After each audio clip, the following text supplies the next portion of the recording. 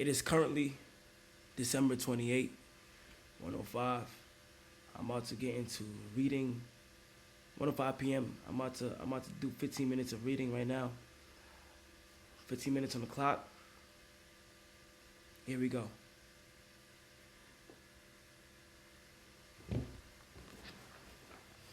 I'm reading so I can help myself speak better. Friends, we try to write a book in a chaotic household. We try to concrete we try to concentrate while using a smartphone filled with distractions. It doesn't have to be this way. We can remove the points of friction that hold us back. This is precisely what electronic manufacturers in Japan began to do in the 1970s. In an article published in the New Yorker titled Better All the Time, James Sorowaki writes, Japanese firms emphasize what came to be known as lean production, relentlessly looking to remove waste of all kinds from the production process down to redesigning workspaces so workers didn't have to waste time twisting and turning to reach their tools. The result was that Japanese factories were more efficient and Japanese products were more reliable than American ones. In 1974, service calls for American-made color televisions were 5 times as common as for Japanese televisions by 1979. It took American workers 3 times as long to assemble their sets. I like to refer to the strategy as addition by subtraction. The Japanese companies looked for every point of friction in the manufacturing process and eliminated it. As they subtracted wasted effort, they added customers and revenue. Similarly, when we remove the points of friction that sap our time and energy, we can achieve more with less effort. This is one reason tidying up can feel so good. We are stimulously moving forward and lightening the cognitive load our environment places on us. If you look at the most habit-forming products, you'll notice that one of the things these goods and services do best is remove little bits of friction from your life. Meal delivery services reduce the friction of shopping for groceries. Dating apps reduce the friction of making social introductions. Ride-sharing services reduce the friction of getting across town. Text messaging reduces the friction of sending a letter in the mail. Like a Japanese television manufacturer redesigning their workspace to reduce wasted motion, successful companies design their products to automate, eliminate, or simplify as many steps as possible. They reduce the number of fields on each form. They pare down the number of clicks required to create an account. They deliver their products with easy-to-understand directions or ask their customers to make fewer choices. When the first voice-activated speakers were released, products like Google Home, Amazon Echo, and Apple HomePod, I asked a friend what he liked about the product he had purchased. He said it was just easier to say, play some country music, than to pull out his phone, open the music app, and pick a playlist. Of course, just a few years earlier, having unlimited access to music in your pocket was remarkably frictionless behavior compared to driving to the store and buying a CD. Business is never-ending quest to deliver the same result in an easier fashion. Similar strategies have been used effectively by governments. When the British government wanted to increase tax collection rates, they switched from sending citizens to a web page where the tax form could be downloaded to linking directly to the form. Reducing that one step in the process increased the response rate from 19.2% to 23.4%. For a country like the United Kingdom, those percentage points represent millions in tax revenue. The central idea is to create an environment where doing the right thing is as easy as possible. Much of the battle of building better habits comes down to finding ways to reduce the friction associated with our good habits and increase the friction associated with our bad ones. Prime the environment for future use. Oswald Nuckless is an IT developer from Natchez, Mississippi. He is also someone who understands the power of priming his environment. Nucles dialed in his cleaning habits by following a strategy he refers to as resetting the room. For instance, when he finishes watching television, he places the remote back on the TV stand, arranges the pillows on the couch, and folds the blanket. When he leaves his car, he throws any trash away. Whenever he takes a shower, he wipes down the toilet while the shower is warming up. As he notes, the perfect time to clean the toilet is right before you. Wash yourself in the shower anyway. The purpose of resetting each room is not simply to clean up after the last action, but to prepare for the next action. When I walk into a room, everything is in the right place.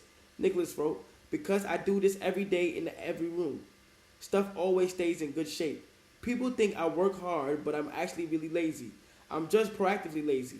It gives you so much time back. Whenever you organize a space for its intended purpose, you are priming it to make the next action easy.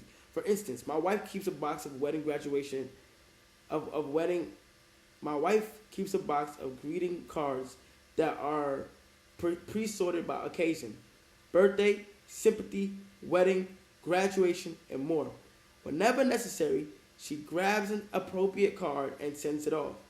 She is incredibly good at remembering to send cards because she has reduced the friction of doing good for years.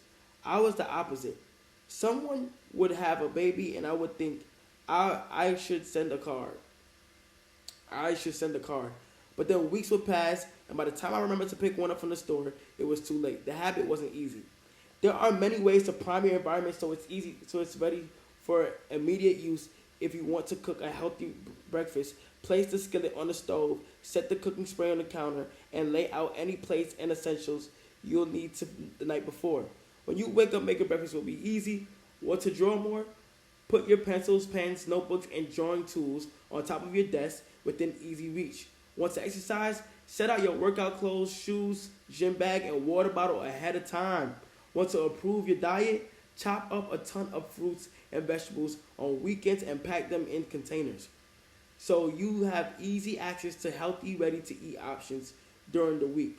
These are simple ways to make a good habit the path of least resistance. You can also invert this principle and prime the environment to make bad behaviors difficult. If you find yourself watching too much television, for example, then unplug it after each use. Only plug it back in if you can say out loud the name of the show you want to watch. This setup creates just enough friction to prevent mindless viewing. If that doesn't do it, you can take it a step further. Unplug the television and take the batteries out of the remote after each use. So it takes an extra 10 seconds to turn it back on. And if you're really hardcore, move the television out of the living room and into a closet after each use. You can be sure you'll only take it out when you really want to watch something. The greater the friction, the less likely the habit. Whenever possible, I leave my phone in a different room until lunch. When it's right next to me, I'll check it all morning for no reason at all. But when it's in another room, I really think about it. And the friction is high enough that I won't go get it without a reason. As a result, I get 3 to 4 hours each morning when I can work with it without interruption. If sticking your phone in another room doesn't seem like enough, tell a friend or family member to hide it from you for a few hours. Ask a coworker to keep it at their desk in the morning and give it back to you at lunch. It is remarkable how little friction is required to prevent unwanted behavior. When I hide beer in the back of the fridge where I can't see it, I drink less. When I delete social media apps from my phone, it can be weeks before I download them again and log in. These tricks are unlikely to curb a true addiction, but for many of us, these tricks are. But for many of us, a little bit of friction can be the difference between sticking with a good habit or sliding into a bad one. Imagine the cumulative impact of making dozens of these changes and living in an environment designed to make the good behaviors easier, the bad behaviors harder. Whether we are approaching behavior change as an individual, a parent, a coach, or a leader, we should ask ourselves the same questions. How can we design a world where it's easy to do what's right? Redesign your life so that the actions that matter most are also the actions that are easiest to do. How to stop procrastinating by using the 2-minute rule. Twyla Tharp is widely regarded as one of the greatest dancers and choreographers of the modern era in 1992. She was awarded a MacArthur Fellowship, often referred to as a Genius Grant, and she has spent the bulk of her career touring the globe to perform her original works. She also credits much of her success to simple daily habits. I begin each day of my life with a ritual, she writes. I wake up at 5:30 a.m., put out my work-on clothes, my leg warmers, my sweatshirt, my hat. I walk outside my Manhattan home, hail a taxi, and tell the driver to take me to the Pumping Iron Gym at 91st Street and First Avenue, where I work out for 2 hours. The ritual is not the stretching and weight training I put my body through each morning at the gym. The ritual is the cab. The moment I tell the driver where to go, I have completed the ritual. It's a simple act, but doing in the same way each morning habitualizes it, makes it repeatable, easy to do. It reduces the chance that I will skip it or do it differently. It is one more item in my arsenal of routines and one less thing to think about. Hailing a cab each morning may be a tiny action, but it is a splendid example of the third law of behavior change. Researchers estimate that 40 to 50% of our actions on any given day are done out of habit. This is already a substantial percentage, but the true influence of their habits is even greater than these numbers suggest.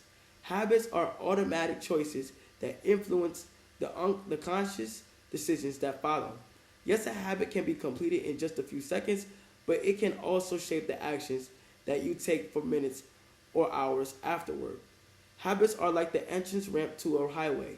They lead you down a path, and before you know it, you're speeding toward the next behavior. It seems to be easier to continue what you are already doing than to start doing something different. You sit through a bad movie for 2 hours. You keep snacking even when you're already full. You check your phone for just a second, and soon as you spent 20 minutes staring at the screen. In this way, the habits you follow without thinking often determine the choices you make when you are thinking. Each evening, there is a tiny moment, usually around 5:15 p.m., that shapes the rest of my night. My wife walks into the doors from work, and either we change into our workout clothes and head to the gym, or we crash onto the couch, order Indian food, and watch The Office. Similar to Twyla Tharp hailing the cab, the ritual is changing into my workout clothes. If I change clothes, I know the workout will happen. Everything that follows driving to the gym, deciding with exercises to do, stepping under the bar is easy once I've taken the first step. Every day there is a handful of moments that deliver an outsized impact. I refer to these little choices as decisive moments. The moment you decide between ordering takeout or cooking dinner, the moment you choose between driving your car or riding your bike, the moment you decide between starting your homework or grabbing the video game controller, these choices are a fork in the road. Decisive moments set the options available to your future self. For instance, walking into a restaurant is a decisive moment because it determines that what you'll be eating for lunch. Technically, you are in control of what you order, but in a larger sense, you can only order an item if it is on the menu. If you walk into the steakhouse, you can get a sirloin or a ribeye, but not sushi. Your options are concentrated by what's available. They are shaped by the first choice. We are limited by where our habits lead us. This is why mastering the decisive moments throughout your day is so important. Each day is made up of many moments, but it is really a few habitual choices that determine the path you take. These little choices stack up, each one setting the trajectory for how you spend the next chunk of time. Habits are the entry point, not the end point. They are the cab, not the gym. The 2-minute rule. Even when you know you should start small, it's easy to start big.